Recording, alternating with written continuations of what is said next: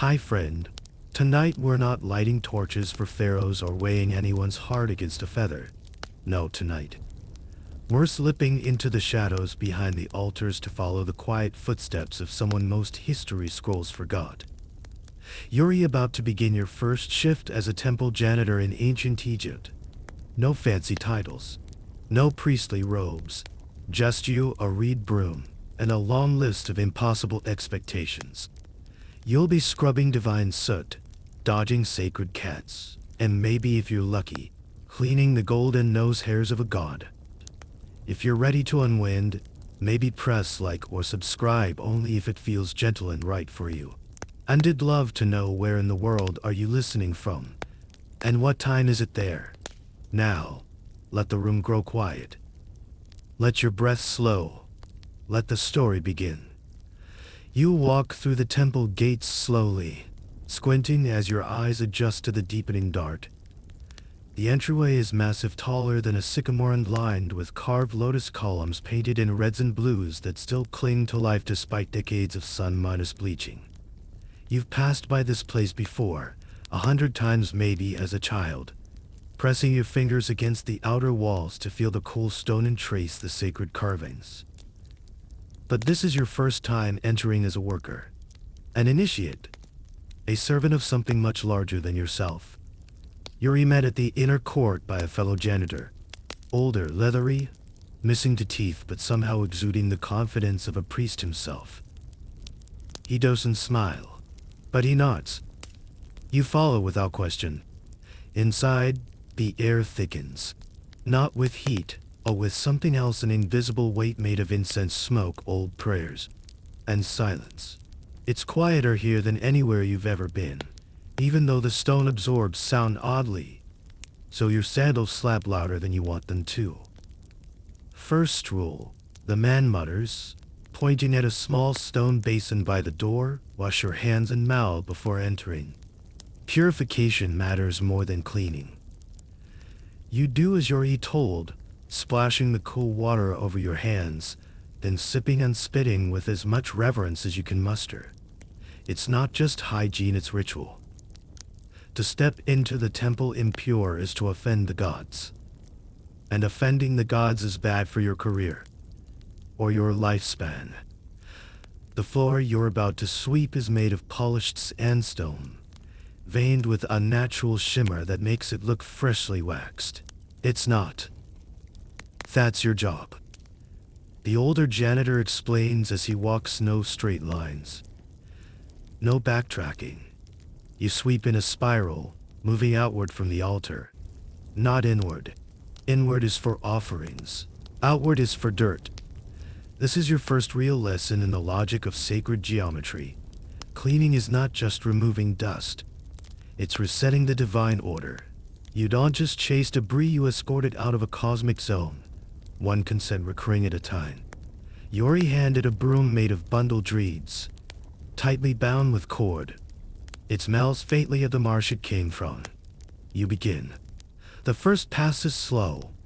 Your arm wants to go in arcs, but your brain keeps forgetting where you are in the spiral.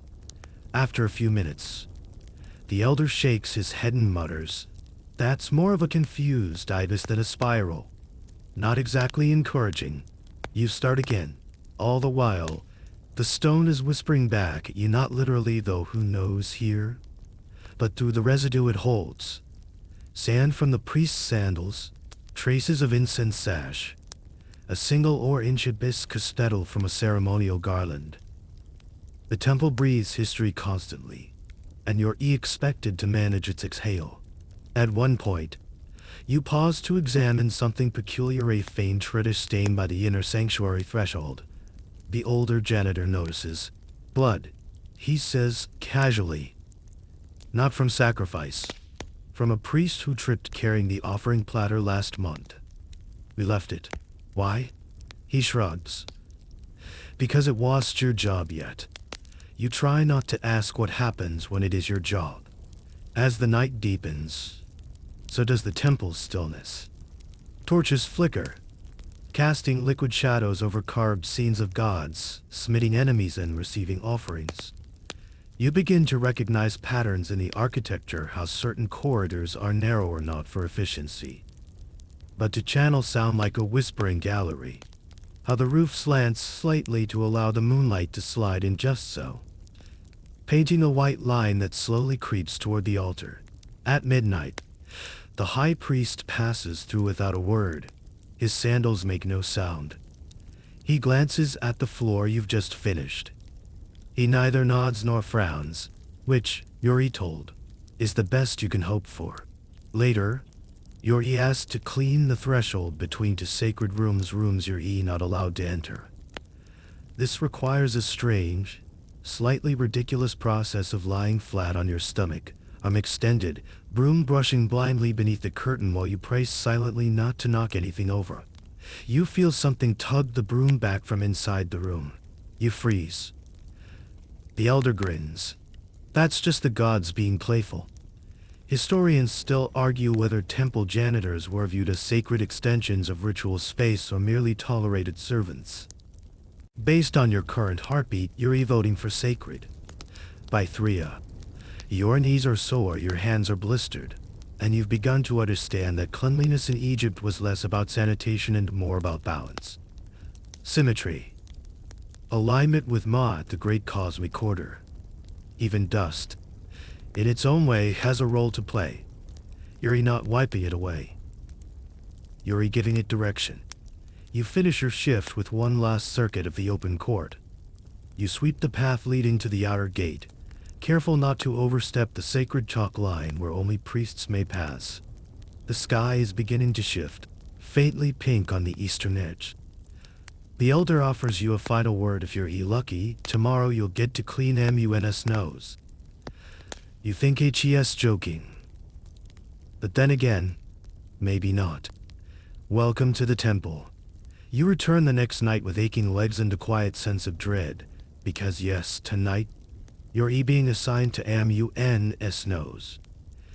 The temple opens itself to you once again, not with grandeur, but with the same heavy silence that now feels almost familiar. You slip into your shift like a second skin, the same wash basin, the same cool ritual rinse. Only now, as you dry your hands on the linen cloth provided, you notice a new object resting on the stone bench beside the entrance, a small wooden ladder. You already know what that means. The elder janitor appears from the shadows of a column. His smile is subtle but unmistakable. Congratulations, he says with all the solemnity of a scribe announcing a royal birth. The high priest says it's your turn. You consider running, or feigning illness, or tripping over your own sandals on faking a twisted ankle. But your limbs betray you by following him deeper into the temple. And Mun's sanctuary is cloaked in shadow, even though the standing oil lamps burn on either side of the doorway. The smell of crushed myrrh lotus petals wafts out with the air, sweet, but slightly too thick. You duck beneath the lintel and enter, careful not to let your shoulder brush the carved walls. The temperature drops by a few degrees. Not cold, but heavy. Still. And there he is. Seated tall, unmoving, and entirely gold-faced. His form is carved of sacred wooden layered in sheets of gold leaf that shimmer even in mere darkness. He's not enormous. His head is maybe 2 or 3 times the size of yours. But he sits on a pedestal nearly your height, which makes eye contact awkward. Tonight, your job is not just to clean his nose, it's to do it in such a way that the god doesn't get offended. You set the ladder against the base of the pedestal and begin to climb. Slowly. Very slowly. Every rung creaks, but only once. By the time your eyes reach the level of Mun's chest, you're sweating, even though the air is cool. Now, here's a thing they don't tell you until it's too late. The face of the god is incredibly detailed. His eyebrows are finely incised. His lips curve in the faintest of smiles. His nostrils, yes, those are slightly flared. Realistic enough that you now have to contend with the terrifying possibility that they are, in fact, Functional. You reach the top and remove a small wad of linen from your pouch. It's been soaked in a mixture of cedar oil, palm wine, and apparently blessed Nile water filtered through a priest's beard comb. The elder told you this like it was the most normal thing in the world. You gently press the cloth to the underside of Amun's nose and start to wipe. The first swipe goes smoothly. The second leaves a smudge. You panic, lightly buff it out with your thumb, and immediately regret using your bare skin. You mutter a quiet apology. You don't know if it's to the god or the high priest, or your future ghost. From below, the elder calls up. Don't press too hard. The last guy bent the nostril and got reassigned to crocodile duty. You don't ask what crocodile duty is. You do not want to know. Historians still debate the degree to which temple icons were believed to contain the essence of the gods or merely represent them. But when you're staring into the flared nostrils of a golden deity with trembling hands, you stop caring about academic nuance. You believe. Deeply. Personally. As you wipe, you notice tiny flecks of incense residue clinging to the bridge of Amun's nose. You remove them with tweezers the length of your pinky. It feels less like cleaning and more like an intimate negotiation with the divine. Halfway through, your foot slips slightly. You wobble. Your cloth grazes Amun's upper lip. You freeze. Nothing happens. You breathe again. Then you realize you've smudged the lip. You reach for your backup cloth, soaked in nothing but water and silent apologies. You dab. Gently. The smudge lifts. You whisper a thank you to no one and everyone. By the time you descend the ladder, your legs are trembling. The elder pats you on the back. No lightning. That's a good sign. You think he's joking. Again. Maybe. You return to the cleaning closet well. It's more of a recessed nook with a stone bench and several leather pouches and begin rinsing your cloth. As you squeeze out the oil into the drain, you notice how the residue swirls into a kind of spiral pattern. You remember the spiral sweeping from last night, and suddenly, even your laundry water feels like part of the great celestial diagram. You're beginning to think that's not just a metaphor. Later that evening, a scribe passes by and asks you for a favor. He needs someone to clean the papyr's minus wrapping table in the scribal annex. You agree, partly to be helpful and partly because it gets you away from any further facial cleaning. The annex is quieter, less perfumed. The air smells of ink, old reeds, and dust.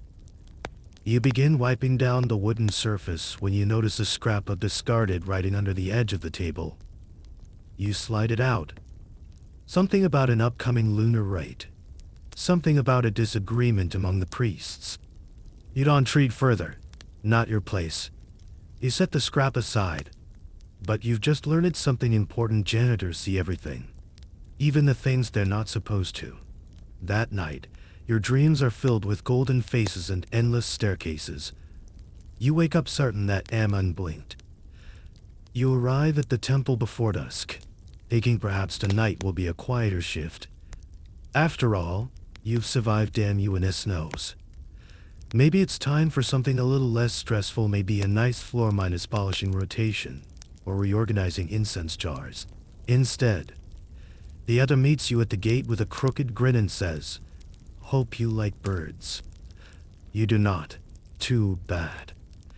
You are marched to the inner sanctum outer court, where a small team of junior priests stand gazing upward, hands on hips, faces somewhere between awe and fury. You follow their gaze. At first, all you see are shadows clinging to the high ledges above the columns, then a flash of white. Aye, soft coo. Another. Then a great flapping blur explodes from the ceiling and lands bold as brass, right in the middle of the sacred courtyard. Pigeons. Pigeons, nesting where they absolutely should not be. Pigeons who are unconventional, sacred in some contexts and sacrilegious in others. It depends who's asking and what day of the lunar calendar it is. The priests, are not amused. "You'll be on bird duty tonight," the elder says, handing you a bundle of linen, a brass bowl of barley grains, and a long pole tipped with a soft paddle. It looks like something between a badminton racket and a feather duster. Try not to startle them too much. You're confused. "Aren't we getting rid of them?" He shrugs, encouraging spiritual relocation. You are, essentially, being asked to politely evict holy squatters. Your first challenge is just approaching. These pigeons have grown fat and fearless on temple offerings, leftover grains, scraps of honey cakes, and what appears to be an entire fig tart currently being pecked apart in the offering tray. You shoo them gently with the pole. Nothing. You increase the intensity. Still nothing. One of them turns and looks at you. Not just at you, through you. Like it remembers you from a past life and still holds a grudge. Eventually, you discover the trick. Instead of scaring them, you must bribe them. You lay a slow trail of barley grains away from the altar, toward the temple side yard. They follow cautiously. You feel a moment of triumph, until one flaps straight back to its perch and begins grooming itself, indignant. At this point, the elder decides to help. He brings out a covered basket and lifts the lid. Inside, a small carved hawk statue, used by the priests during sky rites. You're skeptical, but the pigeons aren't. One by one, they flutter away to distant rooftops. If you linger on the edges, cooing in disappointment, you have just been outwitted by ancient bird psychology. You spend the next hour scrubbing pigeon droppings from a sandstone ledge using a paste of natron, vinegar, and crushed fennel. It smells like sour licorice and burned dreams. Historians still argue whether these pest-minus control techniques were actual protocol or just improvisation layered with ritual terminology. Based on your current scrubbing duties, you're leaning toward the latter. At one point, a priest passes by and mutters a blessing over your head. You hope it's for cleanliness and not exorcism. The next part of your assignment is even weirder. You're handed a clay tablet etched with small marks, symbolic records of pigeon incidents. Apparently, some birds are believed to be the returning souls of former scribes or musicians. If one perches repeatedly on the same statue or leaves droppings on a specific symbol, that gets recorded. You're expected to note any such behavior in a little scroll pouch hanging from your belt. You consider, not for the first time, how you might be the first janitor in history to be asked to file a report on sacred bird poop.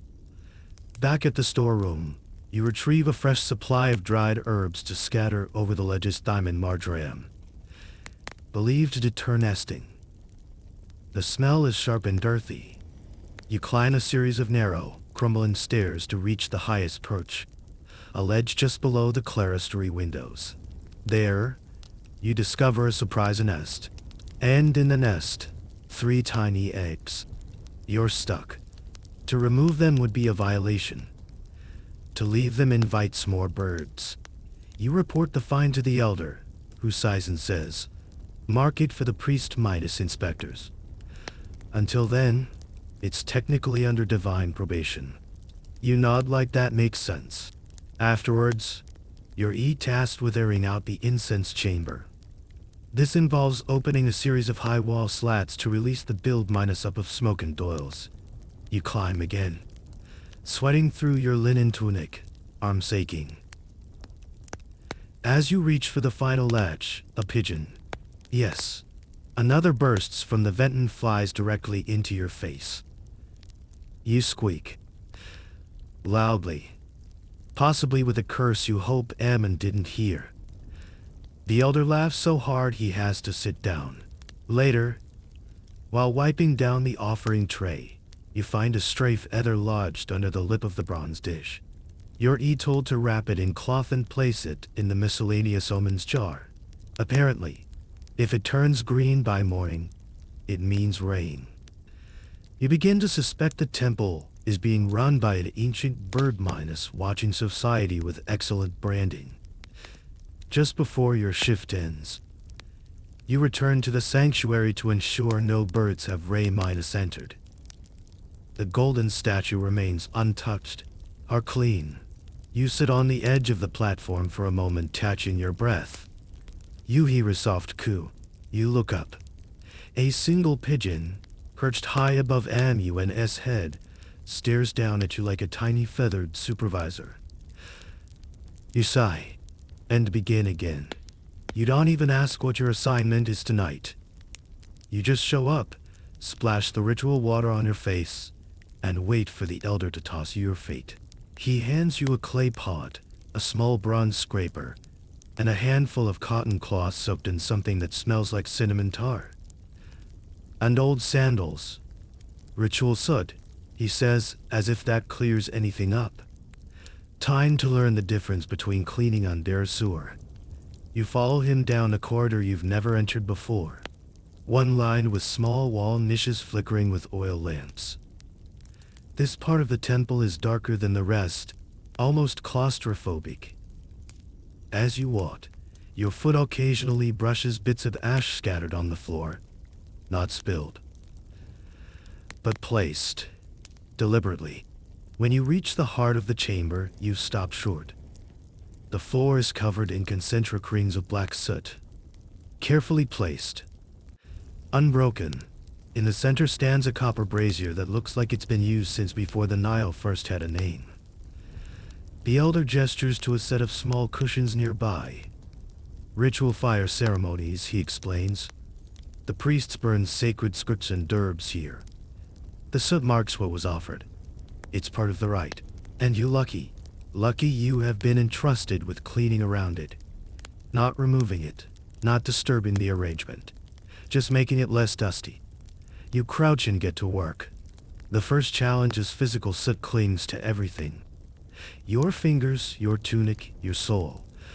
The second challenge is spiritual. You are cleaning, but you must not disrupt. That means using the scraper to gently tease dust from between the soot rings, sweeping in microscopic arcs with a bundle of goat hair brushes. It feels like trying to clean a spitter bear with chopsticks. Every so often, the elder peers over your shoulder and mutters things like, good. Just leave that smudge. That smudge means blessing. Or no. If you move that ash line, we have to bless the whole floor and start over. You smile through gritted teeth. Historians still debate whether ritual soot patterns were merely symbolic echoes or part of a coded language lost to time. You'd like to suggest they come clean one themselves before deciding. You work your way around the brazier slowly. The air smells like burnt cedar and old perfume. It sticks to the back of your throat. You pause to wipe your face, only to realize you've now smudged a long black line across your own cheek. Great. The elder hands you a small copper chisel, ash from last week's full moon right under the rim. You wedge yourself beneath the brazier, the copper base pressing against your head, and start delicately prying loose the hardened residue. It flakes like black snow. One stubborn piece breaks free and skitters across the floor, just brushing the edge of one of the soot rings. You both freeze. He gives you a look. You don't breathe, but the soot ring holds, barely. Fortunate, he mutters. Last apprentice to mess that up had to chant apologies to Thoth for hours while fasting. You silently vow to invent a god of near misses and build him a shrine. Later, you're sent to the incense storage chamber to retrieve fresh bundles of myrrh and frankincense. The room is quiet, packed with clay jars stacked like a library of smells. You breathe deeply. The cloud of spice, oil, and musty air hits you hard. Your vision swims for a moment. It turns out, burning incense for decades in a closed space creates a kind of low-grade hallucinogenic fog. You stand there blinking. Positive you just saw a cat blink at you from the wall painting. It may have. Who knows anymore? You gather your materials and return, only to find the elder with a tray of tiny bronze offering bowls. He instructs you to polish them not with any cloth, but with your fingers. No cloths, he says. Leaves a scent. Use breath and friction.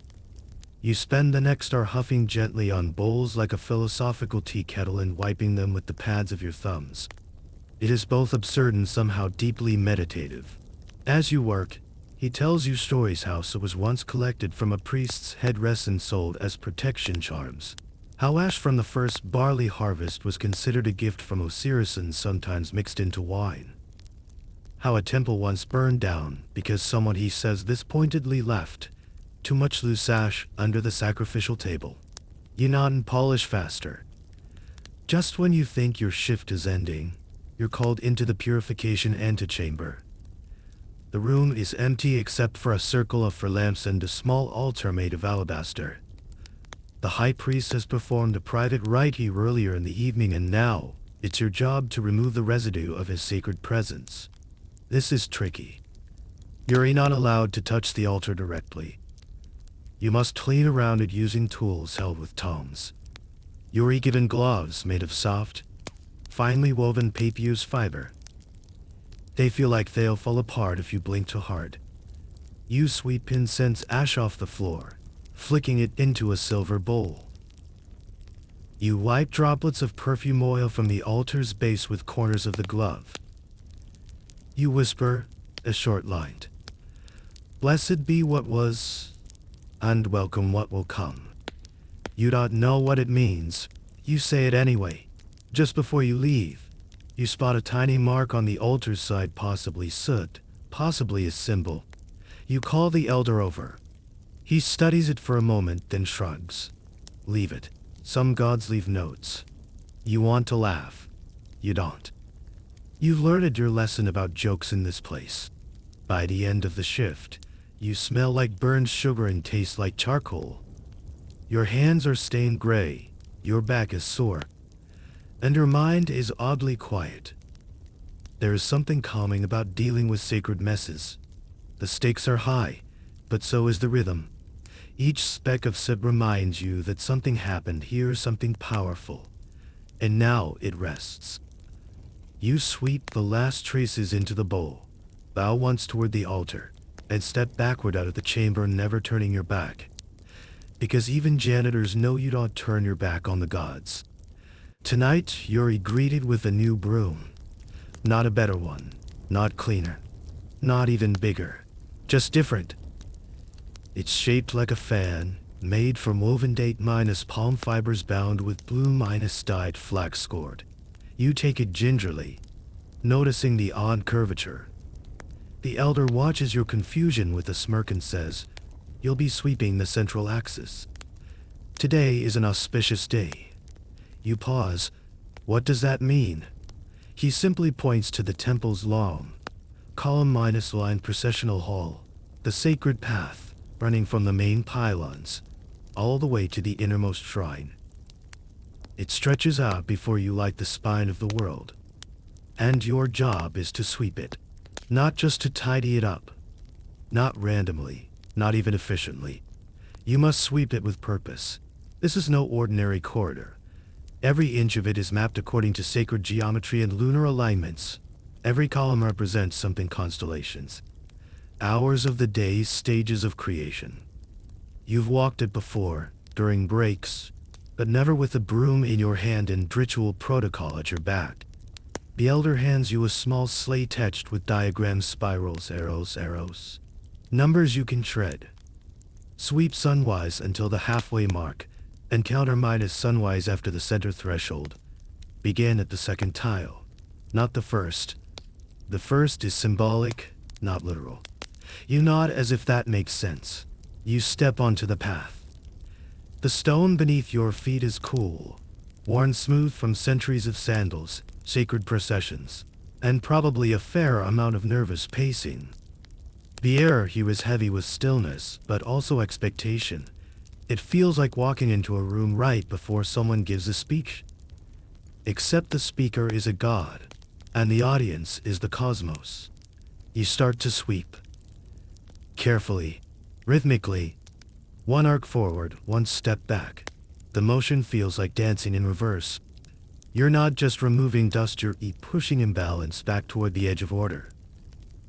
You're told to avoid straight lines. The gods don't move in straight lines. They spiral. They flow. Historians still debate whether temple janitors understood the metaphysical implications of these sweeping rituals or simply followed orders. Based on how many prayers you've muttered tonight to not mess it up, you're starting to suspect you're beginning to understand. Halfway down the hall, you pause to catch your breath. You didn't realize how physical this would be. Your arm aches, and your back is arguing with you about your career choices. You lean against a column. A mistake. The elder calls out, "Left shoulder only." You jerk upright, startled. Apparently, touching the sacred columns must always be done with the left side of your body. The right is for offerings.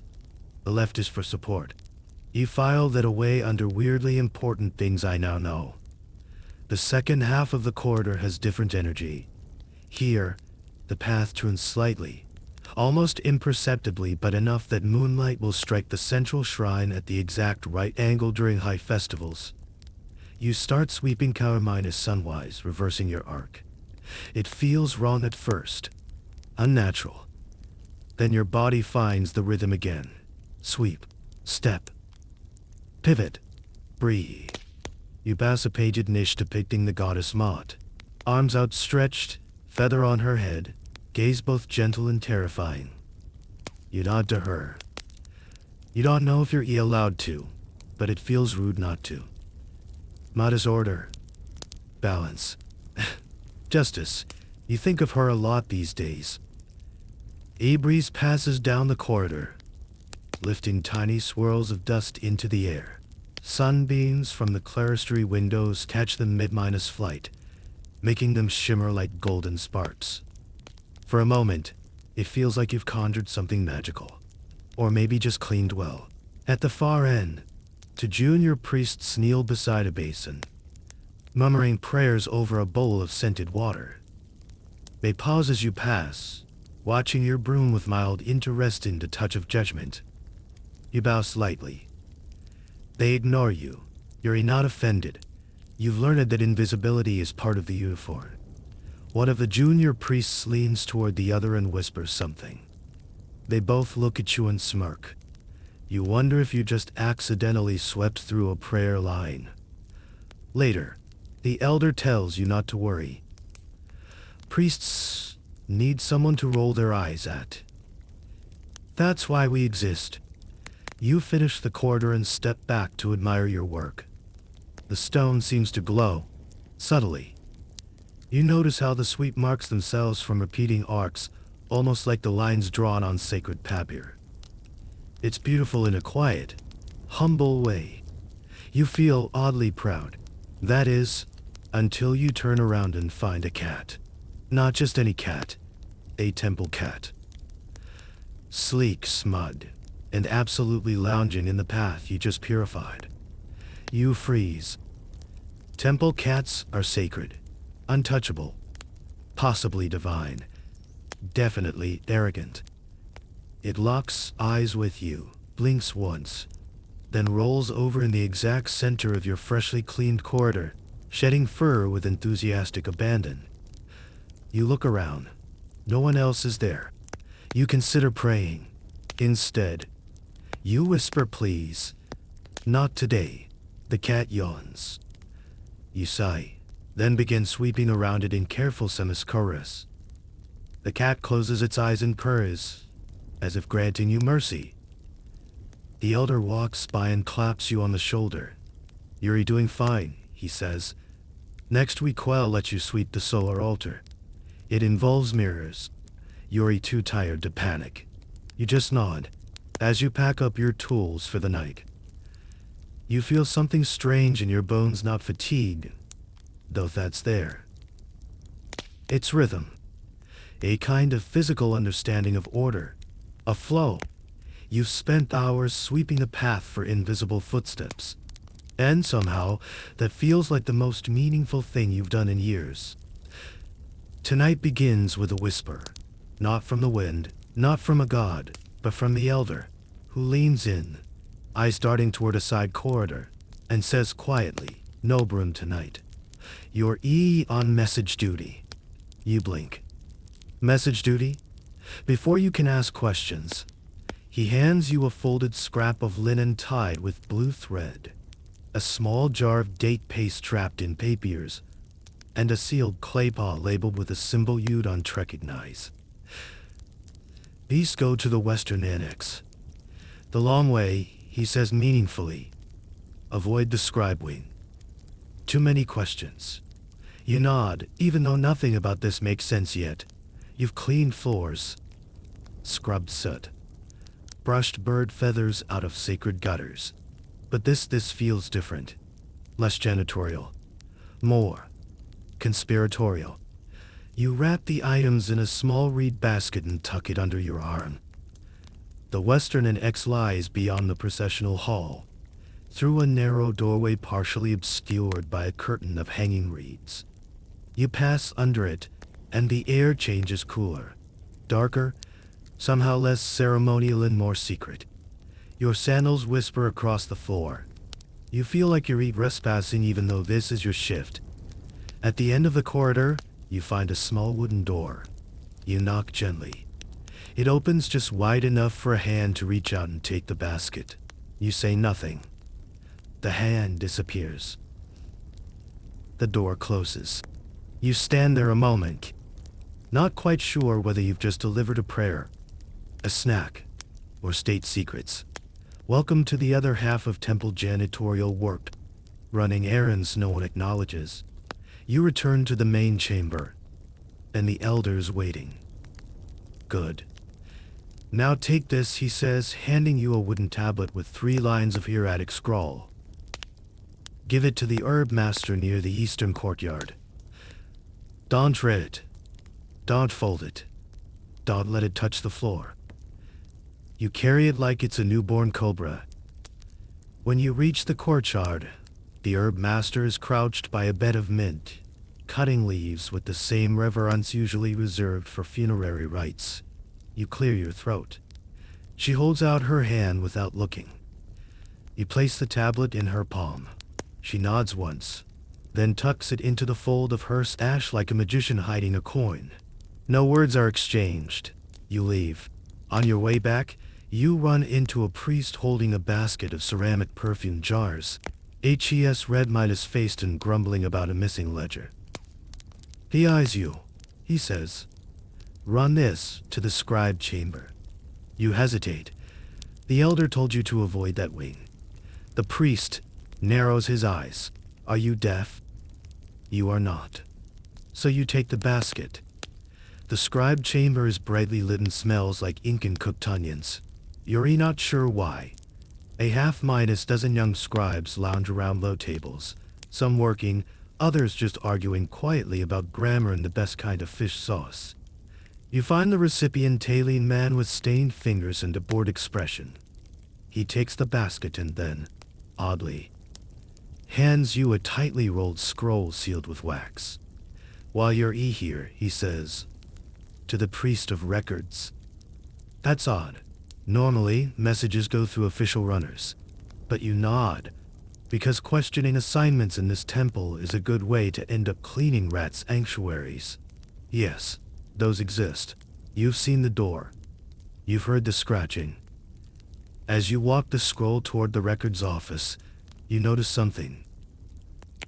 The seal on the scroll, it's the same symbol as the one on that earlier clay jar. You begin to realize something. You're not just cleaning. You're carrying things. Moving information. Passing silent communiques wrapped in papiers on linen and sealed under layers of incense and politeness. You're not a janitor. You're a whisper with feet. Historians still argue whether temple janitors were ever intentionally used as messengers or if it was just a side effect of being available and ignored. But tonight, you're starting to think it was deliberate. The best secrets travel in plain sight. Later, the elder finds you washing your hands at the basin and says, "Did you run into the fish sauce scribe?" You blink. He smirks. "Good. That means you're ready for lamp duty. You raise an eyebrow. I thought that was a lighting thing. He chuckles. Not exactly. He hands you a small bronze lamp with an unusually long spout and a piece of parchment folded into a tight triangle. You're to take it to a room you've never entered before up a side stairwell near the roof, where the priests keep their astronomical records. The stairwell smells like beeswax and dust. The room is small, low-minus islanding, and filled with strange tools: astrolabus, notched sticks, long cords knotted at precise intervals. An older priest sits on a cushion, adjusting a bronze disc by moonlight. You place the lamp in parchment beside him. He doesn't look up. Leave through the west door. You do. You emerge back into the open air, moonlight bathing the temple in silver. You stand quietly in the courtyard, letting the silence wrap around you. You're not sure what messages you carry tonight, or to whom. But you do know this janitors here don't just scrub floors. They carry words. Sometimes in ink. Sometimes in food. Sometimes in jars with secret symbols. And somehow, that might be the most sacred work of all. You arrive at the temple just before sunset, already bracing yourself. There's a certain smell in the air, a musky, slightly spicy scent you've come to associate with trouble. The elder doesn't even greet you with words this time. He just tosses you a small leather satchel and says, "They're all out tonight." Which means it's you, the animals, on whatever mischief they're planning. You sigh. Animal duty. To the untrained eye, the temple might seem like a place of solemn silence, incense smoke, and unflinching ritual precision. But behind all the sacred statues and chants lives an entirely different world, one with fur, and claws, and opinions. You start with the cats. The temple cats are everywhere. They nap under altars, sneak into storage rooms, and occasionally sprawl right across offering trays.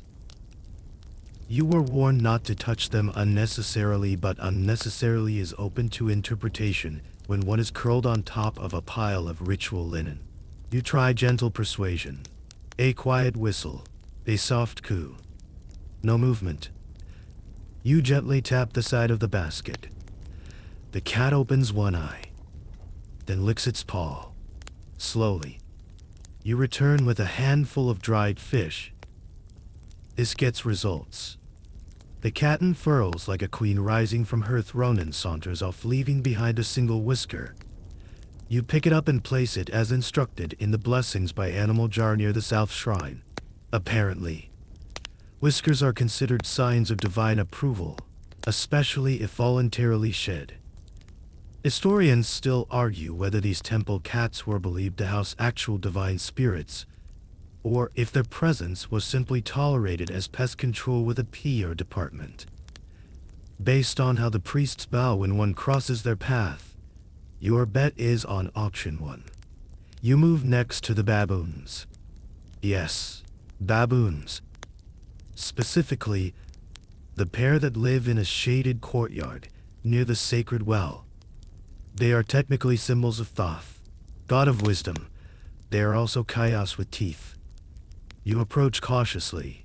One is sitting upright on a low pedestal, staring into space like a philosopher mid-minus epiphany. The other is chewing a sandal. You are pretty sure it is your sandal. The elder once warned you, don't show fear. They love fear. You keep your pace steady. Your job is to refill their water trough. Scatter some dried dates, and remove any mess from the stone tiles. The trick is to avoid eye contact, but also not avoid eye contact too much, or they get offended. You manage to pour the water without incident. Then you reach for a half-minus eaten fig someone, probably a priest's assistant, left by the corner. The chewing baboon gives you a look. You freeze. It bares its teeth. You back away slowly and mutter a quiet apology to Thoth. You retrieve the fig later, once it's distracted by a passing butterfly. Back in the storage room, You're asked to prepare feeding bowls for the ibis enclosure. Yes, there's an ibis enclosure. Located behind a low wall near the north gate, it houses several long minus-legged, sharp minus-beaked birds that seem to glide rather than walk. You carry their bowls mixtures of soaked brain, dried fish, and water scented faintly with rose petals, out into the enclosure. One ibis regards you with the disdain of an upper minus-level bureaucrat. Another flaps its wings once and resumes staring at the horizon like it's waiting for a prophecy to arrive. As you clean their perched stones, you notice one has left a perfectly shaped droplet on the tile beneath the hieroglyph carved into the wall. You report it, because apparently, ibis droppings on a specific glyph can be interpreted as a message. You don't know what message, but you don't want to be responsible for ignoring it. You return to the main hall only to find the cat from earlier has returned, this time perched neatly atop the brazier cover in the incense chamber. Her tail flicks lazily, her gaze entirely unbothered by your fatigue. You swear she's smirking. She stretches once, then hops down and disappears into the shadows. You wipe the brazier lid clean on Dre-minus stack the incense cones, making sure the labels on the merjars face the correct direction westward. Always westward. Later, you're asked to assist with the crocodile. You pause. We have a crocodile? The elder looks surprised. You haven't met Sebek? You have not. You follow him to a small, gated chamber near the water channel, at the edge of the temple grounds.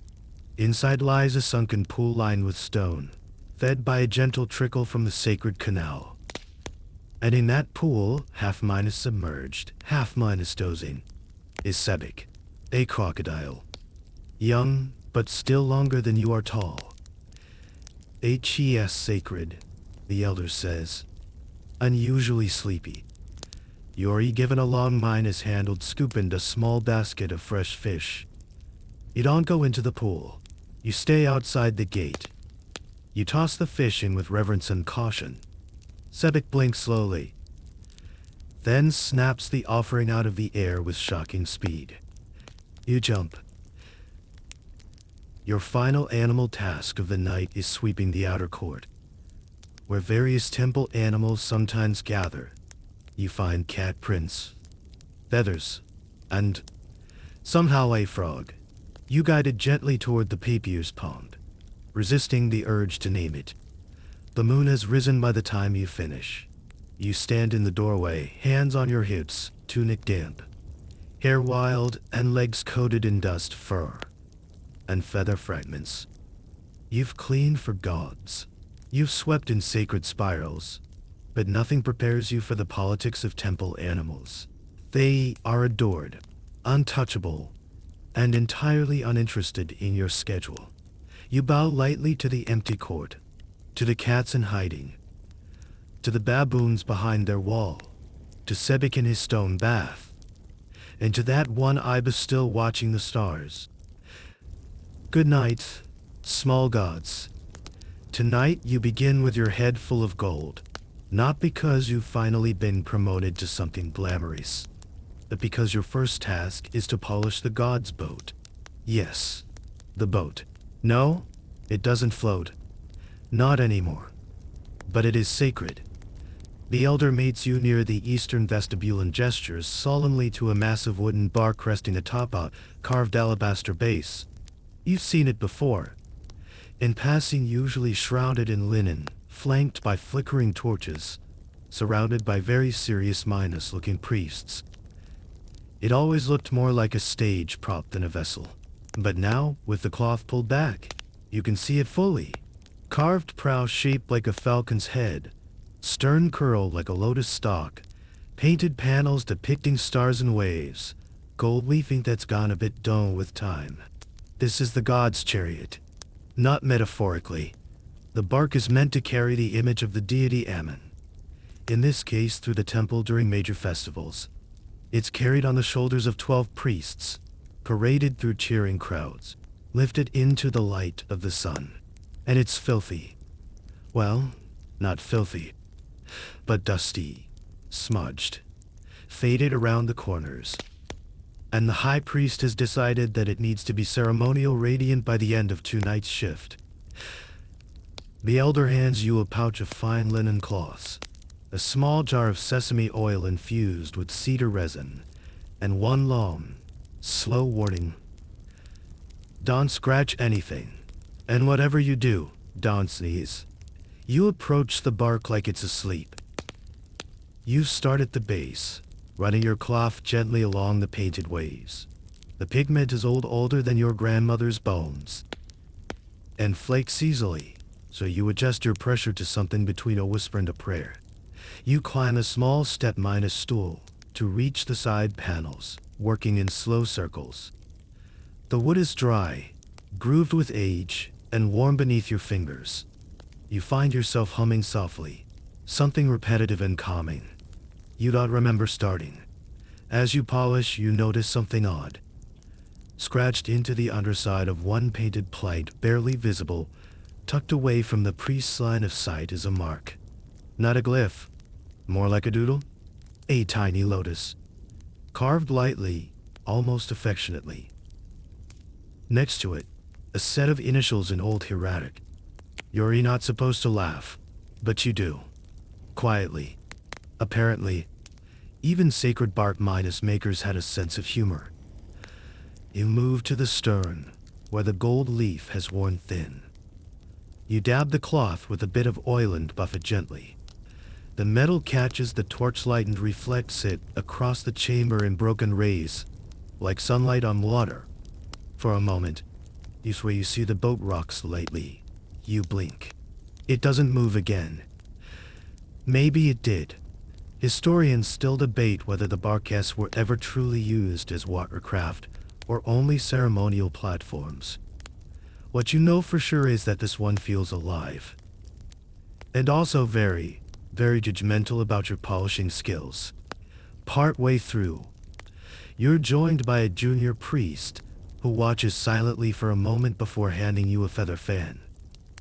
Brush the dust from the god's seat, he says. But only with this. Nothing else. Not even your breath. You do as you're told, brushing softly at the carved throne set into the center of the bark. The seat is simple, but the platform around it is adorned with lapis inlays and gold rivets shaped like beetles. You count 12. You're told to count them again. 12. Good. Later, you're sent to the side chamber to retrieve the silver ceremonial anchor. You didn't know it had one. The anchor is surprisingly small, more symbolic than functional, and kept in a linen wrapped case beneath a panel etched with warnings about disrespecting river spirits. You carry it back like it's made of glass. As you affix the anchor to its designated hook beneath the bow, yes, that's your job now. You feel a strange sense of finality, like the boat has been waiting patiently for this moment, for the ritual to be complete. The elder returns and inspects your work. He runs a finger along the edge of the prow, squints, then says, "Time to oil the wheels." You blink. "Whales?" "Yes," he replies flatly. "Do you think we carry it all the way from the god chamber to the processional gate?" You follow him around the basin, discover for small wooden rollers tucked into recesses beneath the platform. They're worn smooth from decades of being dragged over sandstone. You crouch and apply a thin layer of animal fat to the axles. The elder explains that this step is almost always done at night, in private. Not because it's especially sacred then, but because no one wants to see the bark squeak. That would be undignified. You nod solemnly, as though this is perfectly normal. When you finish, the bark seems brighter, not shinier brighter. Like something has awakened in it. Or perhaps you're just light headed from all the cedar oil. As you pack up your supplies, you notice the priest lighting a single candle beside the prow. It's not part of any big ceremony. No one's watching. But it's tradition, he tells you, to remind the dot of the way forward. You whisper a small thanks to the bark for not collapsing, for not glowing ominously, for letting you do your work without divine wrath or mysterious winds. You exit the chamber slowly, glancing back once. It sits there in the darkness like a sleeping lion, powerful, still, gleaming faintly with gold, waiting for the next parade, or perhaps just resting. You begin your shift tonight with a delivery assignment. Easy enough, you think, until you realize what you're delivering. The elder hands you a sealed jar no larger than your fist. The outside is sticky with dried oil. The wax seal has a faint scent, sweet and durable, with an undercurrent of something almost sharp. What is it? You ask. Discarded ointment, the elder says. You wait, and it goes to the disposal chamber behind the perfumery. Don't open it. Don't sniff it. Definitely don't spill it. You hold it at arm's length like it might bite. Temple perfumery isn't just about pleasant smells. It's sacred chemistry.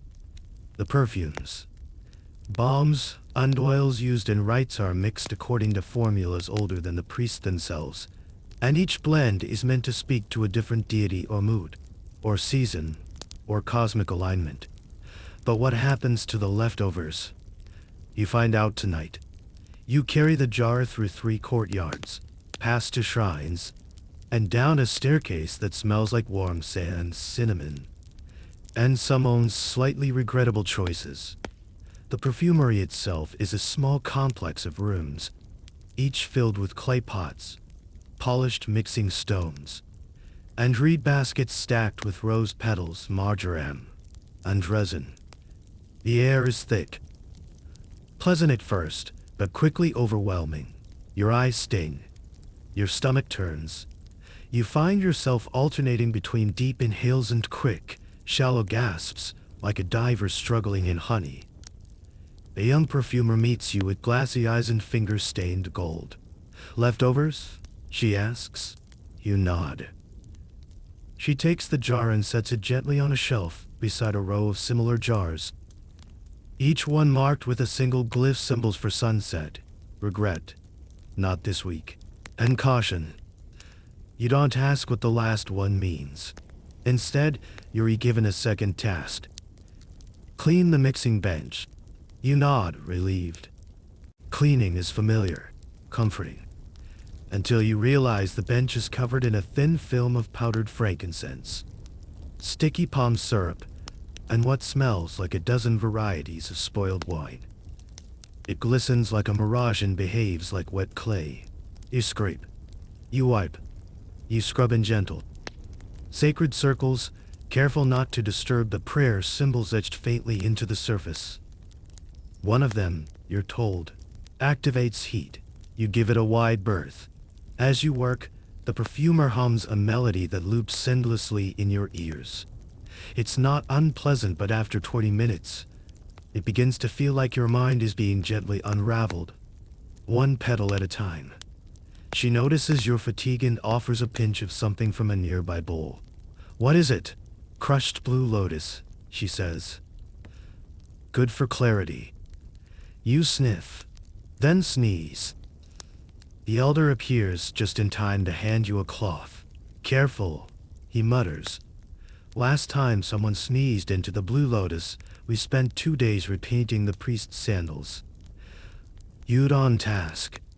Your eat asked next with sorting the discarded vials, tiny alabaster containers that once held sacred oils. They must be cleaned, dried, and wrapped in linen for ritual burial in the temple's refused crypt. Yes, that's a thing. You rinse the vials in a basin of salt water, then place them on a drying mat in neat rows. As you do, you notice that some are still faintly scented, be-scented. One like burnt oranges, another like old rain, and one that smells inexplicably like sadness. You ask the perfumer what that one was. She shrugs. Something for funerals, mixed during a thunderstorm. It only worked twice. Historians still argue whether temple scents were designed purely for ceremonial association, or believed to have genuine divine influence. Based on how carefully this woman labels each jar with celestial phase and time of day, you suspect it's both. Later, the elder asks you to accompany him to the disposal chamber, a small vaulted room hidden behind the southern wall, where outdated or defiled ritual items are respectfully destroyed. You expect fire. Instead, you find shelves, rows upon rows of sealed jars, cloth bundles, and fragments of broken vessels. Each item is labeled. Each item has a history. Some are tagged with brief inscriptions used at dawn rite, third month, or dropped during incense procession. Unusable. You place the cleaned vials in a linen sack and tuck them between two older packages marked with the glyph for quiet return. You're not entirely sure what it means, but it feels gentle, like sending something home. As you step back into the corridor, your head swims from the mix of smells clinging to your skin. You feel like you've just walked through every mood of the god's sand-walled confidence: neroli sadness, pine minus-out fury, lavender confusion. You find yourself wondering if the gods have favorites. If Ammon prefers the scent of balsam or cinnamon, if Hathor finds rose oil too obvious, if Set enjoys the smell of storms. You finish the night cleaning the perfumer's tools, a process that involves smearing your hands in sand oil to gently exfoliate the mixing stones. You do this while seated on the floor, surrounded by half-filled jars and fragments of broken reed fans. One jar near you tips slightly. You catch it, just barely. You look around. No one saw. You exhale. Then sit back and let the scent of myrrh, cedar, unaged sunlight sink into your lungs. You've never been this exhausted, or this fragrant. You are, quite literally, soaked in prayer. Tonight, the elder meets you with a torch and a look. Not the usual smirk, not one of those good luck kid glances he gives when tossing you into another sacred mess. No. This is different, quiet, serious. Grab a second torch, he says, already turning toward a passage you've never entered. Where are we going? He doesn't answer right away. Finally below, you follow him. The passage narrows quickly, the air cooling with every step. The light from your torch flickers against the walls, revealing worn murals less decorative than the upper temple, more functional. Marks. Instructions. Glyphs scratched over older glyphs. You are heading into the underbelly of the temple. The place no visitors see. The place only a few janitors ever talk about. The crypt's storage chambers. At the base of the stairs, the scent changes. Gone are the oils and incense and dried petals. Here, the air smells of damp stone, old straw, and a kind of silence so thick it hums in your ears. Welcome to the underworld, the elder mutters. The room you step into is low-silent and lined with alcoves filled with ceramic jars, bundles of linen, and stone chests marked with faded symbols. It's less a tomb than a warehouse with attitude, and tonight, you're here to clean it. Your first job, the fire basin. In the center of the main vault sits a sunken fire bowl, used, so the elder explains, for ceremonial heat offerings. Not recently, but soon. A major festival is coming, and this room will once again play host to rites most people don't even know exist. You kneel and begin scooping out old ash, with a bone-handled ladle. The ash is soft and gray, but every so often you find something embedded in a half-melted bead, a sliver of bone, what might be the scorched wing of a beetle. You're not sure if any of it's intentional. You ask the elder. He just shrugs. Depends on the god.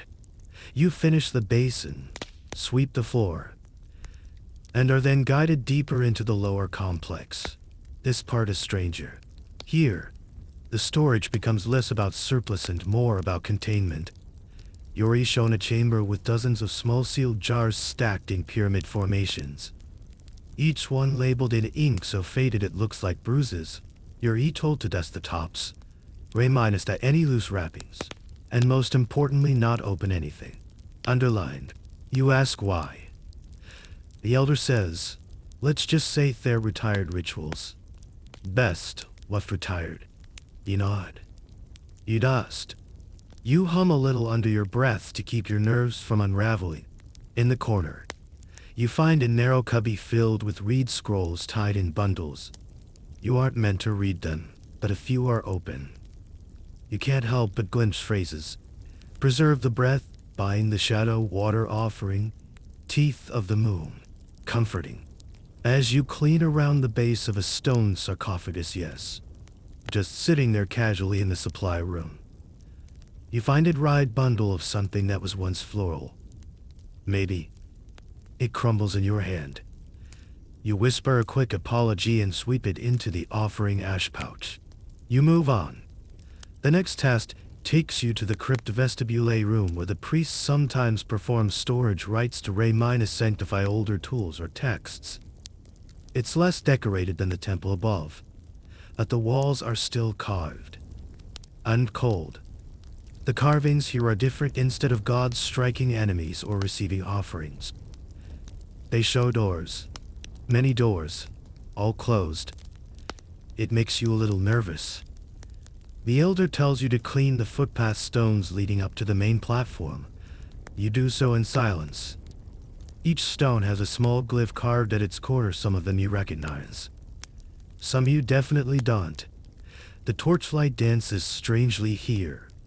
Your shadow stretches in odd directions. You try not to think about that.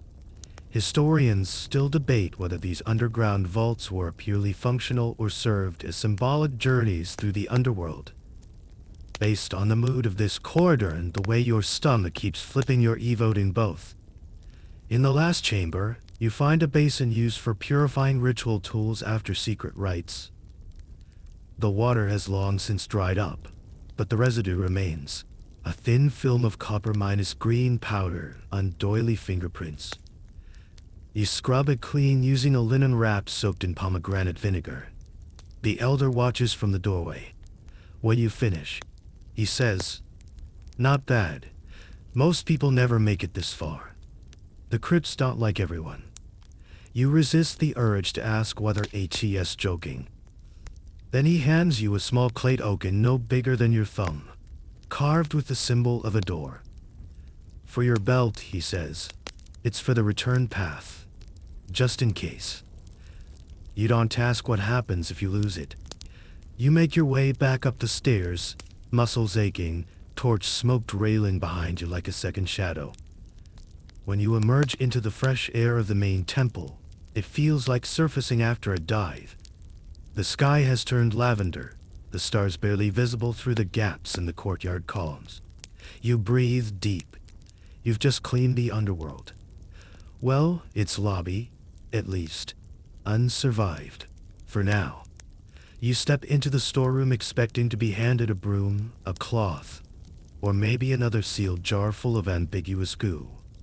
Instead, the elder grins and hands you a basket. "Congratulations," he says, clapping you on the back. "You're on trash duty." You hesitate. "That's good?"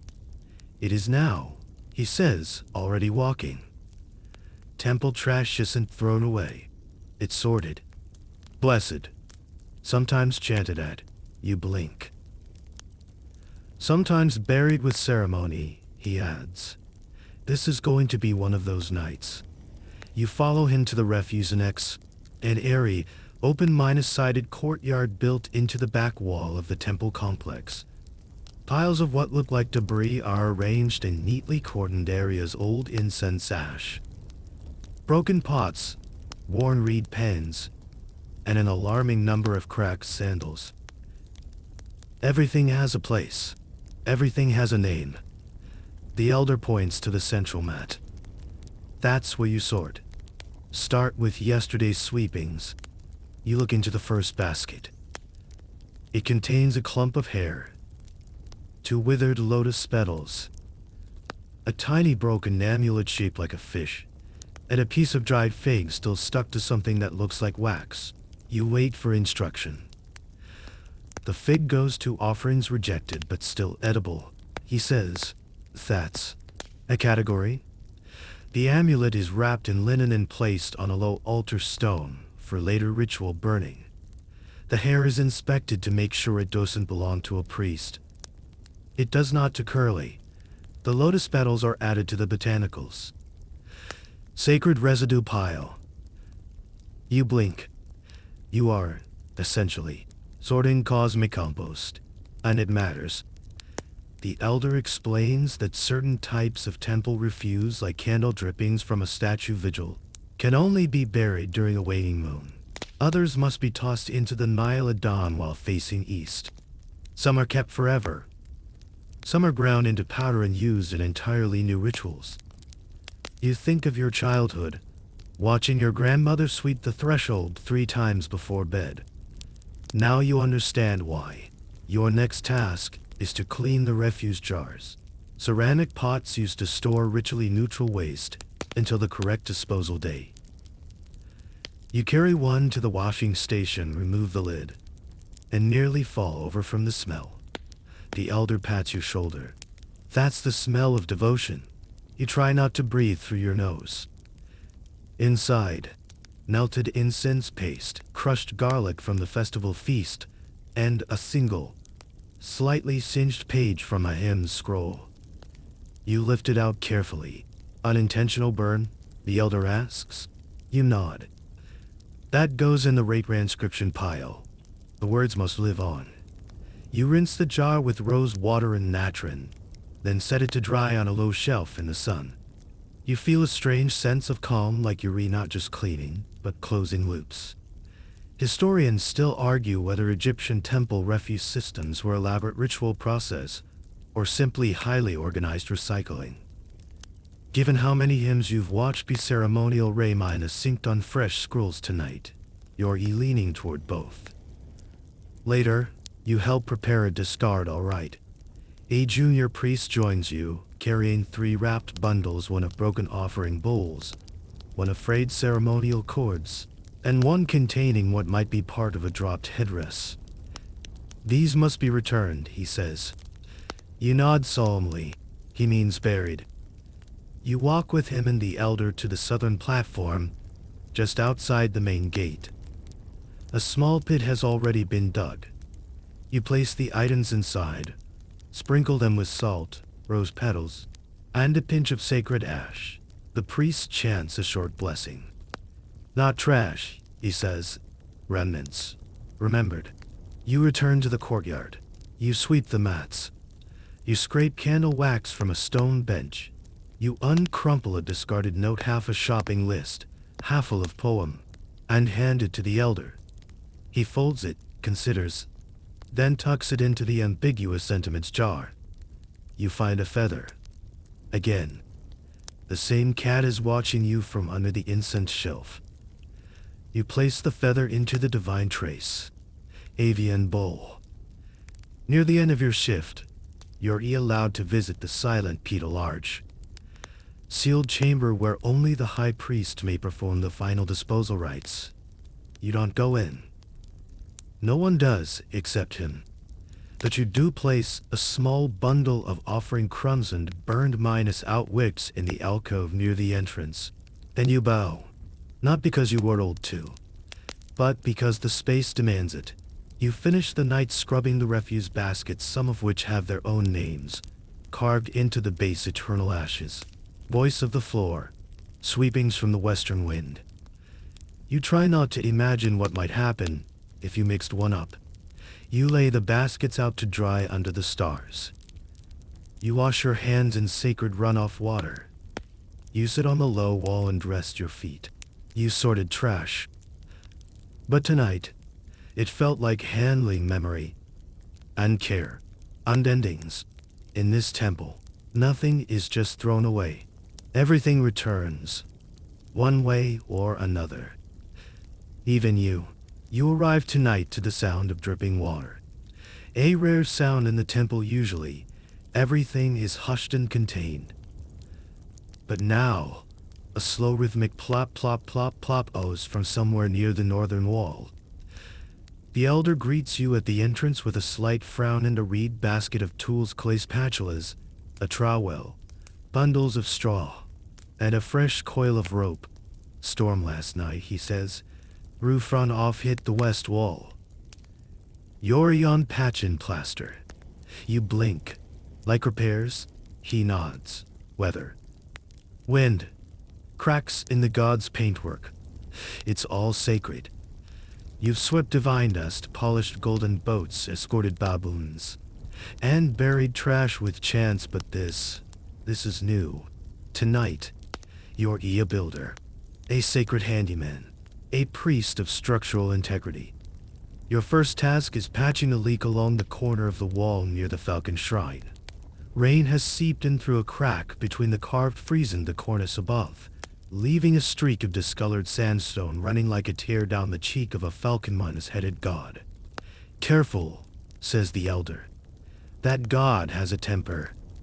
You climb the small scaffold set up near the wall, carrying a bucket of temple-approved plaster mixed mud, straw, ground shell, and a few drops of consecrated oil. You've been told to not ask what kind of oil. The wall is rough under your fingers, and you can see where the older plaster has flaked, exposing faded red pigment beneath. You whisper an apology, then you begin the patchwork. Not just a smear job.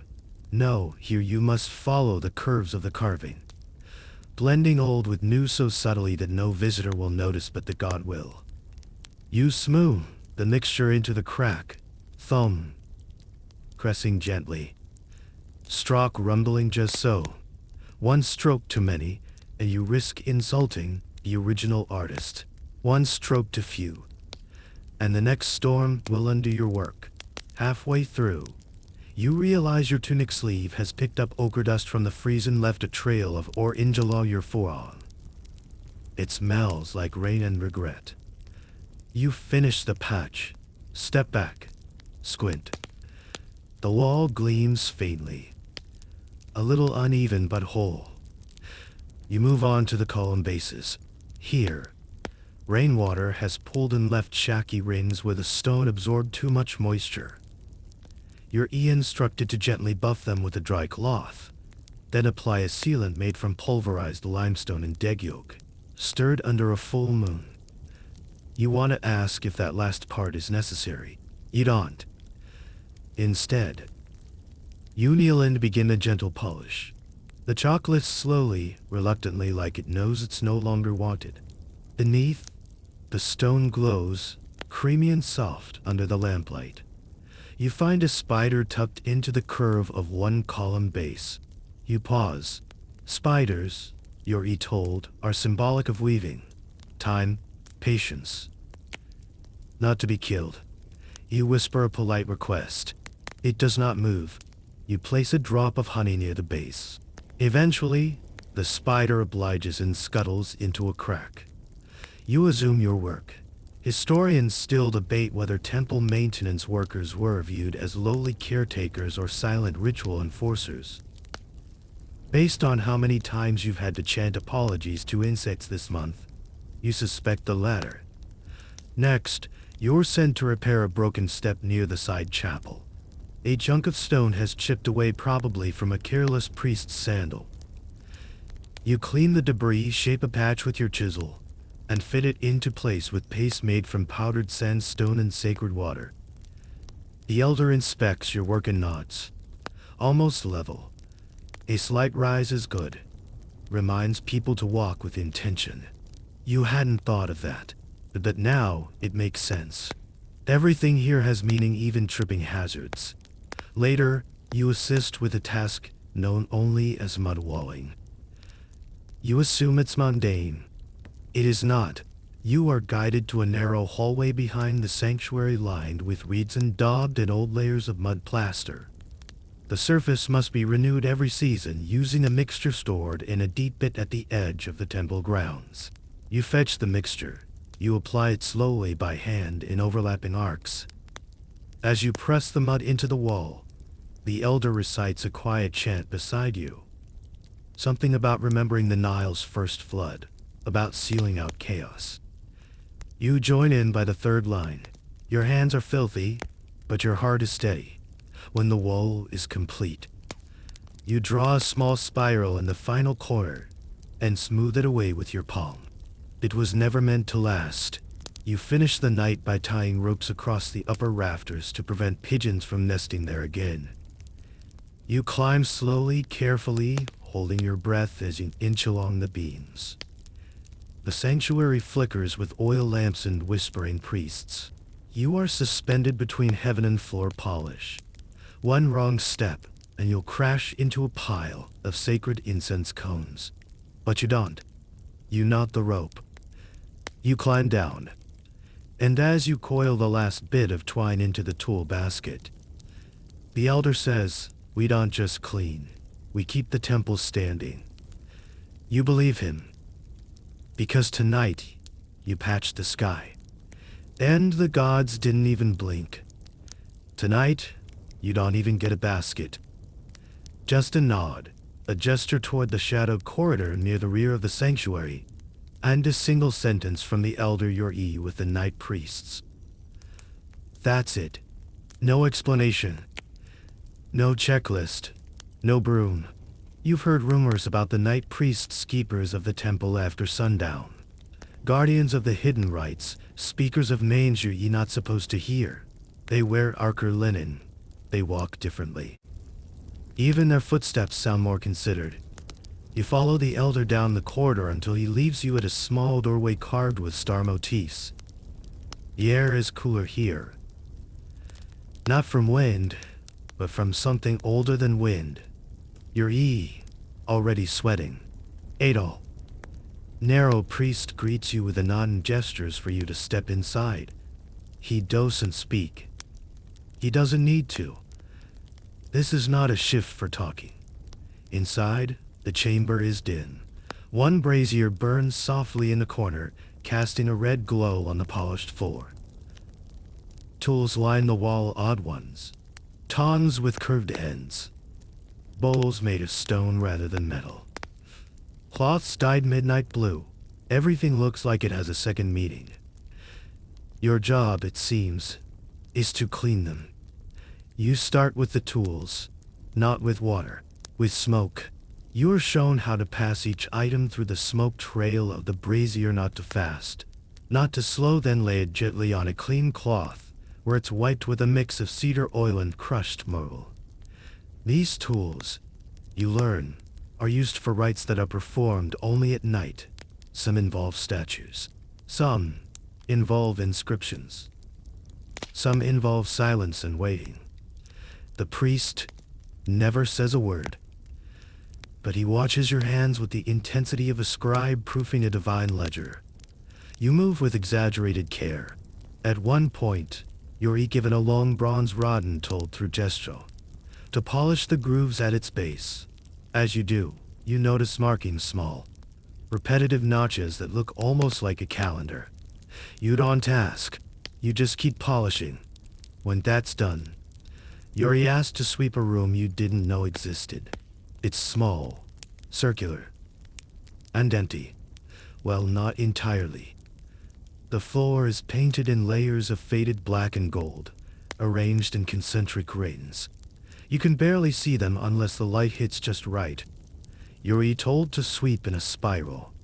Of course you are, but this spiral is different. It starts in the center and moves outward, each pass meant to symbolically unwind the day. Every grain of dust becomes a burden being released. You're not just cleaning. You're resetting the energy of the space. You sweep slowly.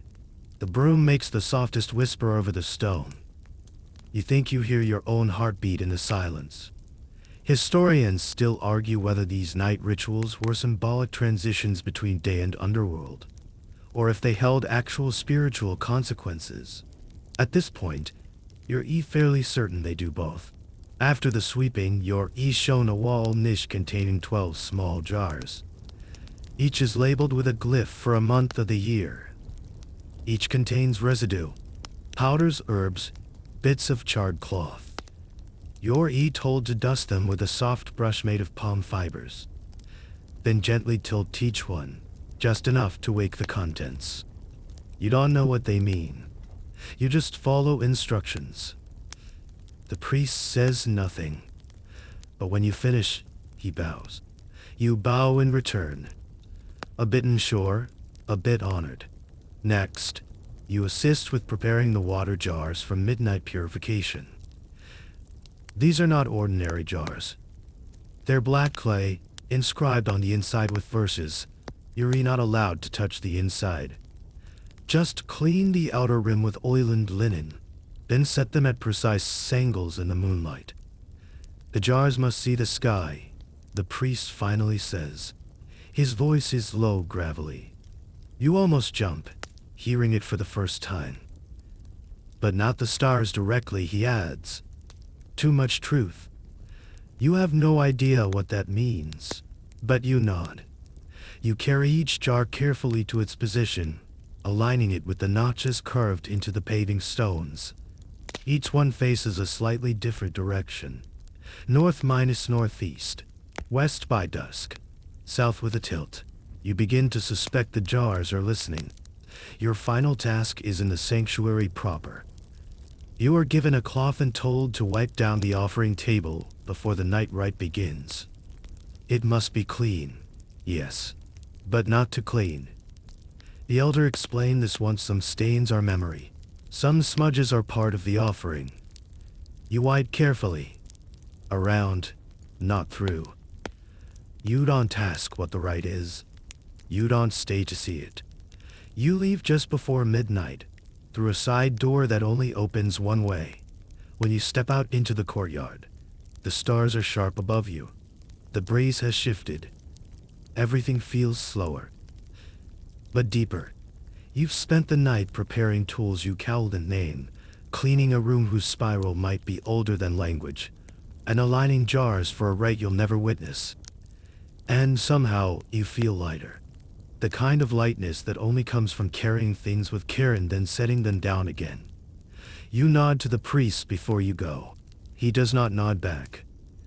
But as you walk away, you hear a jar lid click softly into place behind you, almost like a blessing. Tonight, you feel the tension before you even cross the temple threshold. The courtyard is lit brighter than usual. Extra torches, additional oil lamps. Someone's been sweeping twice over already minus clean floors. The priest at the gate doesn't look up as you pass. He gestures impatiently for you to hurry. The elder is waiting near the sanctuary entrance, arms crossed, a bundle of linen cloth stuck under one elbow like a general preparing for battle. You don't even have to ask. The pharaoh's coming. You blink. He shrugs. Sometime soon. Possibly tomorrow. Possibly an hour from now. Possibly a surprise inspection at dawn, where he arrives unannounced and pretends to be disappointed in how the incense smells. That kind of visit. This isn't just a ritual. This is performance, prestige, and pressure. And yes, janitors are involved, extensively.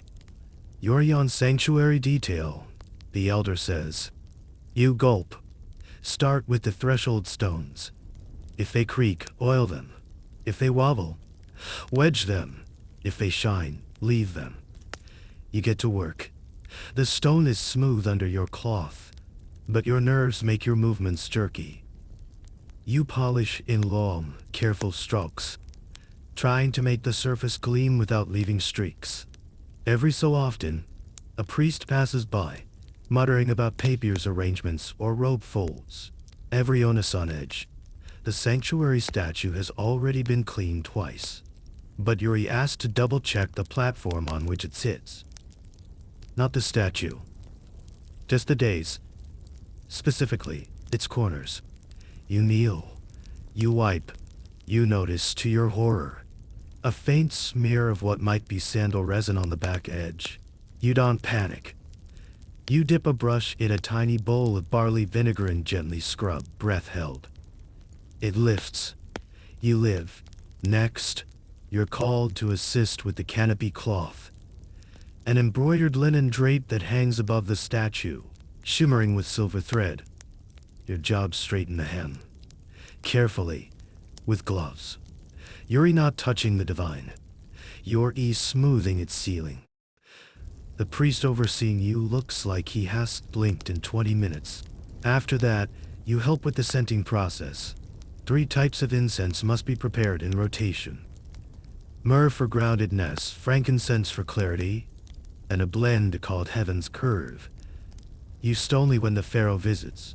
It smells like cinnamon, lime zest, and unpayable taxes. You carry the incense trays to their designated altars. Then you back away slowly. You're told to mop the floor with a cloth soaked in rose water and milk. Why milk? You ask. Because honey makes it sticky, the elder replies, as if that explains anything. You mop. You mop like the gods are watching. And maybe they are. In the side chamber, you're handed a small, flat mirror. Check reflections, someone says. You realize they mean literally. Walk through the hallways and see where the light catches on polished metal, water bowls, and gem-minus inlaid statues. If the light bends badly, you adjust the angle, or add a dab of oil, or rearrange a torch. You didn't know you weren't trained in divine lighting. Apparently, you are now. Historians still argue whether Pharaoh's temple visits were more spiritual pilgrimage or performative statecraft. But from your current position, buffing gemstone tiles while a high priest adjusts his sleeves, you'd say it's both. And also theatrical. You're halfway through reorganizing the flower offerings: reeds on the left, papier center, lotus at the front, when a junior scribe runs in shouting, "Message from the Harbor Royal barge spotted."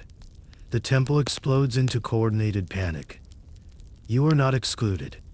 You are sent flying to the perimeter to check the sun paths. Are they swept? Yes. Are they divinely swept? Unclear. You double back and dray sweep in sacred spirals, whispering a prayer to Mot that no wind kicks up right before arrival. Back in the vestibule, you help wipe down the offering tables again. Someone notices the left table is slightly askew. You and another janitor, who looks like she has slept in 3 days, shifted 3 fingers to the right. Too far. You shifted back to fingers. Perfect. You try not to collapse. Then quiet. A silence deeper than night. Even the pigeons hold their breath. The outer horns sound. The pharaoh has arrived. You are not permitted in the room when he enters the sanctuary. You are ushered to the service corridor, where you kneel silently beside a basket of spare linens, just in case something is dropped or spilled or spontaneously smudged. You listen. You hear the murmur of prayers, the rustle of robes. Big off. Then sandals, heavy, deliberate, royal. You don't move. A bead of sweat slides down your neck and you let it. Better that than risking a sneeze. Then, the sandals pass. And you exhale. The pharaoh stays less than an hour. Enough to nod. To burn incense. To examine the gold on Mun's face. To give a few tight smiles that may or may not have been approval. And then H.E.S. gone. Just like that. You are released from your post. No cheers. No applause. No gold amulet of gratitude. Just a slow wave from the elder and the words, "Nice job." No one threw up this time. You help pray minus cover the bark. You store the incense bowls. You fold the canopy cloth and tuck it into its cedar box.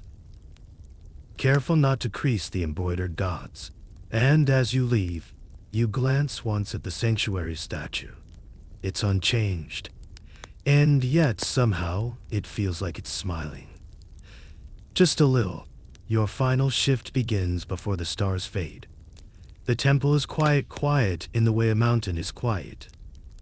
Still, yes, but dense with weight, with memory, with breath held. You wash your hands and mouth like always. But this time, the water feels colder. Not unpleasant, just sharper. Like it knows this is the last time it will touch your skin in this place. The elder is waiting in the courtyard already sweeping. He says nothing. Just hands you your broom, the same one you started with. Tonight, there is no new chamber, no special ritual, no divine boat to polish or sacred bug to chase. Tonight, your task is simple. The final sweep before sunrise. It is the most quiet, the most meditative, the most holy. You begin with the outer hall, moving slowly. Broom whispering across smooth stone. There is no dust now, not really. You're not sweeping dirt. You're sweeping presence. The presence of the night's rituals. Of footsteps that walked silently through incense smoke. Of dreams that passed between doorways. You move through the spaces like a shadow that chooses where to fall. In the inner corridor, the air is still warm from lamp heat. You pass an ish where a priest stood chanting hours ago. You remember his voice. You sweep around the space like you're tucking it into bed. The sanctuary is next. You don't enter. You stop at the threshold and sweep the step. Just that. 3 passes left to right. 3 passes right to left. You bow. Not because it's required. Because it feels right. You step backward. Eyes still on the door. Then you turn. In the east court, the first breath of morning spills over the wall. Not light, just the idea of it. The sky is the color of bruised fruit. Soft purple melting into pale blue. You sweep here too. Not because it needs it. Because the day deserves it. In the garden path. Dew has formed on the stones. You hear the distant croak of a frog. The shuffle of a priest yawning behind a curtain. It curls itself into a sunbeam that doesn't exist yet. You reach the end of the walkway. You stop. You lean on the broom and listen. Not to sound. To after minus sound. The temple hums. Low, deep hum you've never noticed before. Like the stones are exhaling. Like they're saying thank you. The elder appears beside you, not with a smirk this time, but with a nod. You hand him the broom. You're ready, he says. You don't ask for what, you already know. Because after all this, after cleaning nostrils and barques, chasing pigeons and balancing incense cones, sweeping spiral paths and repairing mud walls, you understand something you didn't before. That dust is not the enemy. It is memory. And cleaning is not removal. It is renewal. You leave the courtyard without a sound. The gods do not speak. But you feel their gaze follow you as you pass. Just before you exit, you turn backwards. And the rising sun catches the edge of the floor you swept. And for a moment it glows. Wind minus down final 300 words. Now, your hands are empty. Your shift is over. The broom rests against the wall, is still warm from your touch. The temple behind you is beginning to stir, soft footsteps, faint chants, the rustle of linen in the wind. But you are no longer part of that rhythm. You have done your part. The air is cool now, tinged with the scent of stone and morning. You take one step into the light, then another. The world outside the temple is slower, softer. Your muscles relax one by one, like a spiral unwinding. You roll your shoulders, stretch your back, feel your breath deepen. The gods will continue without you, and that's all right.